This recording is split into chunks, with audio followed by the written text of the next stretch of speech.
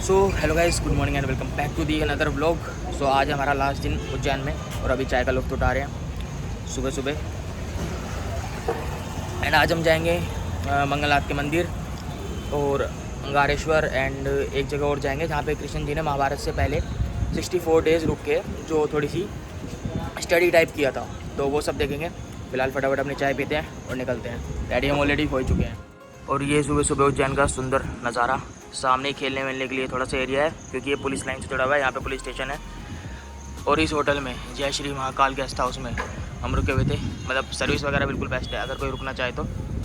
और इसकी जो लोकेशन है वो आपको डिस्क्रिप्शन में मिल जाएगी।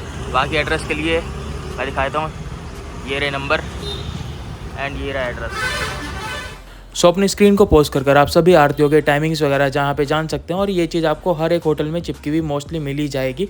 और साथ ही इसके मैं आपको जो रूम रेट चार्जेस होते हैं यहाँ पे मैं दिखाता हूँ, एसी के क्या चार्जेस लगते हैं और नॉन एसी के क्या चार्जेस लगते हैं।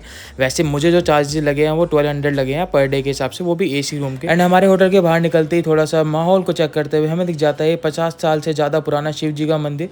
तो फटाफट हम इसके दर्शन करने के लिए निकल जाते हैं। सबसे पहले सोनंदी जी को प्रणाम कर हम पहुँच जाते हैं महादेव को जल चढ़ाने के लिए और उनसे साथ ही साथ ये प्रार्थना करते हैं कि हमारा यूट्यूब भगवान जल्द से जल्द चला देना और इसी साल के अंदर हमारे एटलीस्ट 5000 सब्सक्राइबर करा देना। बट वो कहते हैं कि ये विश मेरे नंदी जी के थ्रू पहुंचाओ, तो उनको भी हम ये सेम विश बताकर निकल लेते हैं।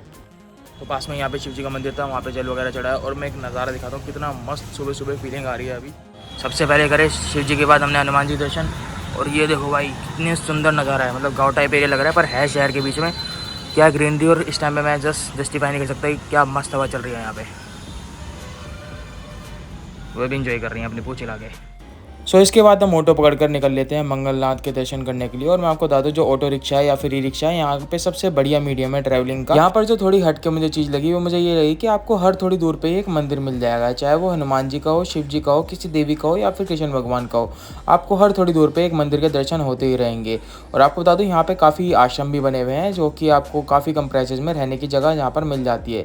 और जो मंगलनाथ का मंदिर है वो शहर से थोड़ी आउटर साइड है, तो उसके लिए आपको बता दूं कि एक सबसे बढ़िया डिसीजन ये रहेगा कि आप एक प्रॉपर रिक्शा कर ले जो कि काफ़ी 3-4 जगह आपको घुमा दे। और अप्रोक्सीमेटली उसका जो प्राइस है यहाँ पे 400 रहता है, जिसे कि आप अपने हिसाब से भी कस्टमाइज़ करके प्लान को बना सकते हैं। जैसे कि काल भैरव टेम्पल, हर सिद्धि टेम्पल, सांदीपनि आश्रम या फिर श्री महाकालेश्वर के जो टेम्पल हैं, ये पैकेज बना के आप उनके साथ घूम सकते हैं। इतने में ही हम मंगलनाथ मंदिर के द्वार पर पहुँच जाते हैं। आपको बता दूँ एंट्री करते ही आपको काफ़ी सारे ऐसे पंडित मिल जाएंगे जो कि आपको सर्विस प्रोवाइड कराने के लिए गेट पे खड़े रहेंगे। यहाँ पर आप अपनी मांगलिक पूजा करा सकते हैं, अर्घ विवाह पूजा करा सकते हैं, पितृदोष पूजा करा सकते हैं, ग्रहण दोष पूजा करा सकते हैं, महामृत्युंजय के जाप करा सकते हैं, काल सर्प दोष की पूजा करा सकते हैं, रुद्र अभिषेक भी करा सकते हैं, जिसकी अलग अलग कॉस्टिंग होती है। और आपको बता दूं कि यहाँ पर जो है गवर्नमेंट रेट फिक्स्ड होते हैं अलग अलग पूजा कराने के, जिसकी पूजा के जो कॉस्ट है वो आपको 1100, 2100, 5100 रुपये पर पूजा के हिसाब से पड़ती है। जैसे कि अगर आपको सिर्फ मांगलिक पूजा करानी है तो उसको भी 3 स्लैब में बांटा गया है, 1100, 5100 और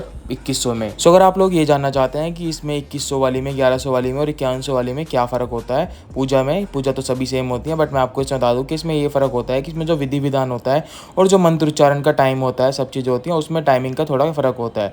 अगर आप 1100 वाली पूजा कराते हैं तो 40-45 मिनट के अंदर आप फ्री हो जाते हैं, 2100 वाली कराते हैं तो 1.5 घंटे में, और अगर आप वो करवाते हैं 5100 वाली पूजा तो आपको 2 से 2.5 घंटा पूरा प्रॉपर पूजा के साथ सब कुछ अभिषेक वगैरह के साथ गर्भगृह में सब कराया जाता है। अगर आप गर्भगृह में जाना चाहते हैं तो इस पूजा के दौरान अगर आप शादीशुदा हैं तो आप दोनों हस्बैंड वाइफ जा सकते हैं। अगर आप फैमिली के साथ आए हैं तो आपको सिंगल ही गर्भगृह के दर्शन कराए जाएंगे। तो हम अपनी पूजा फटाफट यहाँ पे स्टार्ट कर देते हैं। और मैं आपको बता दूँ 5100 के अलावा 500 रुपये की फीस पंडित की अलग से लगती है, जिसकी आपको स्लिप वगैरह मिल जाती है। लेकिन 5100 की या 2100 या 1100 की कोई भी फीस की स्लिप आपको नहीं दी जाती है। ऐसा शुरू में बोला जाता है कि आपको फीस की जो स्लिप है वो मिलेगी, बट बाद में नहीं मिलती है। और थोड़ा सा पूजा को लेकर आप सावधान भी रहे क्योंकि यहाँ पे स्कैम करने के लिए भी आपको काफ़ी लोग मिलेंगे जो आपकी 5100 वाली पूजा ही 20,000 में करा देंगे।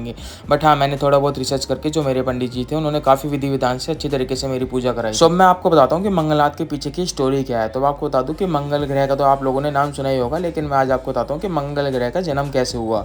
बहुत साल पहले एक अंधकासुर नामक का एक दैत्य था जिसने शिव जी की काफ़ी कड़ी तपस्या करी और उसे वरदान स्वरूप शिव जी ने कहा कि जब भी वो लड़ाई करेगा उसका रक्त वगैरह यानी ब्लड वगैरह धरती पे गिरेगा तो उससे एक और असुर पैदा हो जाएगा। इस वरदान को पाने के बाद उसने हर जगह विनाश करना शुरू कर दिया, तो जिससे परेशान होकर जो भी भक्त जन थे वो शिव जी की पूजा करने पहुंच जाते हैं। शिव जी उन सबकी प्रार्थना सुनकर अंधकासुर से युद्ध करने पहुंच जाता है। युद्ध काफी भीषण होता है और काफी दिनों तक चलता है, जिसके कारण कि शिव जी का पसीना आने लगता है, जो कि उज्जैन की ही नगरी में आकर गिरता है। उन शिव जी के पसीने से उज्जैन की जो धरती है वो फट जाती है और उससे मंगल ग्रह की उत्पत्ति होती है, यानी मंगल ग्रह का जन्म होता है। और जो अंधकासुर होता है उसका जो भी रक्त वगैरह गिरता है वो जो मंगल ग्रह है वो अपने अंदर समा लेता है, जिससे कि बाकी असुर का जन्म वगैरह नहीं हो पाता है और उसके बाद अंधकासुर का अंत हो जाता है। इसलिए आप मंगलनाथ जाएंगे तो उसकी धरती का कलर काफी लाल है। जो मंगलनाथ का मंदिर है वो सदियों पुराना है और इसको सिंधिया का राजघराना ने रिकंस्ट्रक्ट भी करवा चुका है। और यहाँ की ये जो विशेष मान्यता है कि अगर आप मंगलवार के दिन यहाँ पर दर्शन करने आते हैं मंगलनाथ के, तो जो आपकी जो भी मनोकामना है वो सभी पूरी हो जाती है। एंड मोस्टली यहाँ पे जो लोग होते हैं वो अपने नवग्रह की पूजा और जो मांगलिक लोग होते हैं वो अपने मंगल की शांति की पूजा कराने के लिए आते हैं। आप देख सकते हैं सभी लोग अपनी अपनी पूजा कराने लग रहे हैं। एंड यहाँ मांगलिक की पूजा कराने से आपकी लाइफ में जो भी मैरिज रिलेटेड प्रॉब्लम आ रही होती है वो सब दूर हो जाती है। आपको एक हटके फैक्ट बता देता हूँ कि जो उज्जैन है वहाँ पर कोई भी बॉलीवुड स्टार या फिर जो पॉलिटिशियन होते हैं बड़े बड़े, वो रात को नहीं रुकना चाहते हैं, क्योंकि वे भी अपने आप को राजा मानते हैं। लेकिन हमारी जो महाकाल की नगरी है उसके राजा सिर्फ हमारे शिव जी हैं। तो इस वजह से जैसे ही वो यहाँ पर अगर रात को रुकते हैं तो अगले दिन से ही उनका डाउनफॉल शुरू हो जाता है, इसलिए वो यहाँ को रात को रुकना अवॉइड करते हैं। हमारी जो थोड़ी पूजा है वो होने के बाद हमें ऊपर लाया जाता है गर्भगृह में पूजा करने के लिए, जो यहाँ पर की भात की पूजा की जाती है। भात यानी चावलों से पूजा की जाती है। काफी लोग अपनी पूजा करवाने आए हुए होते हैं, तो सब लोग अपनी बारी का वेट कर रहे होते हैं, सब लोग लाइन में लगे हुए होते हैं। और यहाँ पर ये कपल जो पूजा कर रहे हैं, मैं आपको एक चीज बता दूं कि अगर आप अपनी वाइफ के साथ आ रहे हैं तो आपको गर्भगृह में अंदर दोनों को जाने दिया जाएगा, चाहे आप किसी एक की पूजा करवा रहे हो। बट अगर में माँ बाप के साथ आ रहे हैं तो या फिर किसी के भी साथ आ रहे हैं, अपने गार्जियन के साथ आ रहे हैं, तो आपको अंदर सिर्फ अकेले ही जाने दिया जाएगा, जो कि पूजा करवा रहे हैं जिसकी सिर्फ वही जाएंगे। तो ये आप भव्य दर्शन कर सकते हैं मंगलनाथ महाराज के। यहाँ से सब पूजा वगैरह होने के बाद लास्ट पूजा होती है आपका हवन, जो कि काफी मंत्रोच्चारण के साथ विधि विधान के साथ पंडित जी करवा रहे होते हैं। और इस पूजा में आप अपने फैमिली मेंबर्स के साथ बैठ सकते हैं इजीली।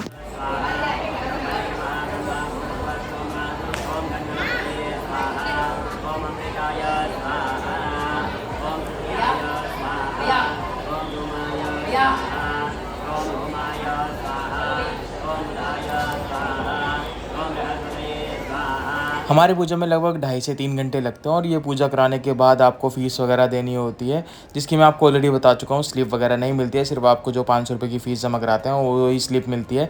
एंड ये जो पूजा है वो आपको खाली पेट करानी होती है, बिना कुछ खाए पिए। और जब पूजा संपन्न हो जाए तो बाहर ही आपको एक गाय मिल जाएगी एंड ये चारा वगैरह ही मिल जाएगा। उस चारा वारा को लेके थोड़ा बहुत और गाय को खिलाना होता है, तब जाके आपकी पूरा जो पूजा है वो पूरी मानी जाती है। सो आज के लिए इतना ही, मिलते हैं आपसे नेक्स्ट व्लॉग में। अगर आप लोगों को हमारे ये व्लॉग पसंद आ रहे हैं तो प्लीज़ कमेंट कीजिए, लाइक कीजिए, शेयर कीजिए वीडियो अपनी फैमिली और फ्रेंड्स के साथ, और चैनल को सब्सक्राइब करना ना भूलें। मिलते हैं नेक्स्ट व्लॉग में।